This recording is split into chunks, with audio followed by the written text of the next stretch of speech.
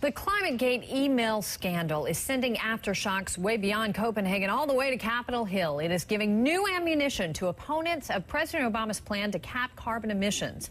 The president has been pushing his far-reaching proposal for years, but his political opponents say the controversial emails are a really good reason to push pause. I'm joined now by Republican Congressman Darrell Issa and Democratic Congressman Inslee. Appreciate both of you joining us tonight. Congressman Issa, let me start with you. I know you want the Obama administration to hold off on changing environmental policy in the wake of these emails.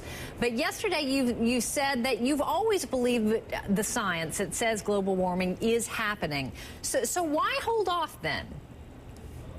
Well, the important thing is that depending upon the speed and how much of what is happening in the way of cyclical warming depends on whether or not we have a 150-year or a 300-year problem or a 2-year problem. If we have, let's say, a slightly slower warming and less of it is coming from the human element, we might very well be able to transition out of fossil fuel, get to a sustainable environment with all positive investments.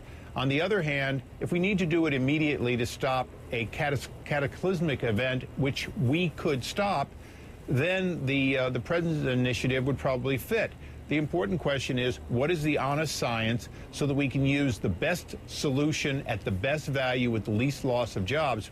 Perhaps even no loss of jobs. The difference is creating jobs or losing jobs. Okay, let me bring Congressman Inslee in here. Congressman, clearly people have questions about these emails. Our latest CNN poll shows that more people now doubt the global warming science. Do you think the controversy, fairly or unfairly, could ultimately derail any legislation? No, because inaction is deadly here. It's deadly for our health and it's deadly for our economy. And you know, the world really is revolved in here into a couple groups that deny facts. There's the birthers who deny that President Obama is a legitimate president.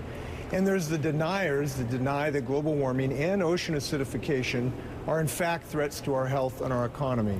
And the simple facts, and these are not opinions, these are facts. We have now found, talking to NASA and the National Oceanographic Group, and scientists across the globe, that the rate of global warming has accelerated in the last few years. We've lost 1.5 trillion tons of ice in Greenland. The rate of the melting of the Arctic has increased by 40%.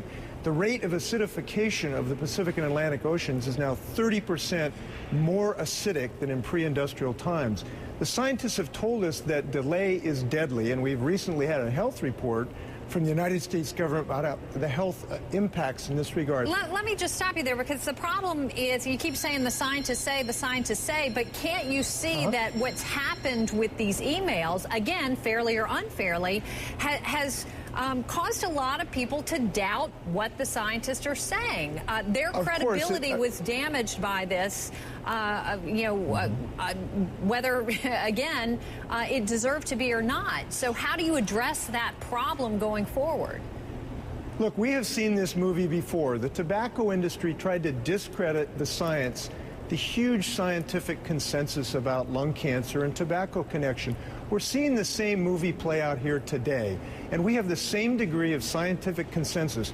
Regardless of what happened in England, those scientists may have sent untoward emails with language that's not in the King's English, but the scientists, John Holdren, Jane Lubchenco, NASA, NOAA, the people who put the man on the moon, have told us that the climate is changing in deadly ways. Okay, let me go back to Congressman Issa. Congressman, just explain to me, you are going to Copenhagen now, as I understand it. Yep. Explain why. I mean, what's the point of your trip? What are you trying to say?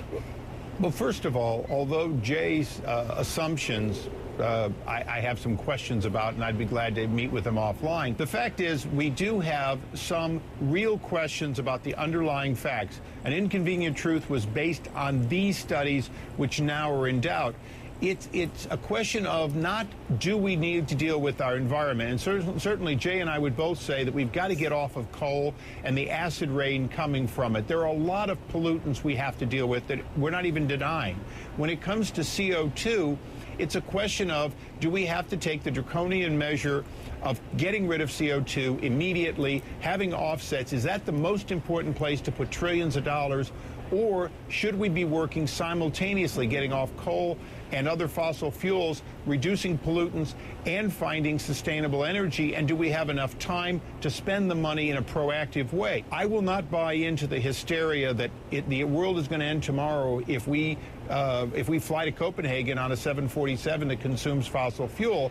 At the same time, I certainly want to make sure that we're looking and listening to all science, that we get accurate science to replace the corrupted information we now know exists, and that we reach a good conclusion. And oh, by the way, in the case of Copenhagen, make sure that any treaty that is agreed to covers China, Brazil, India, so that we're not reducing CO2 and jobs in America while China and India are increasing. We've got to make sure that if this is the right course of action, that we do it in a way that holds all of us responsible to reduce CO2 gases. I don't want to save half the world, because that doesn't work in climate. You have to save the whole world or nobody. All right.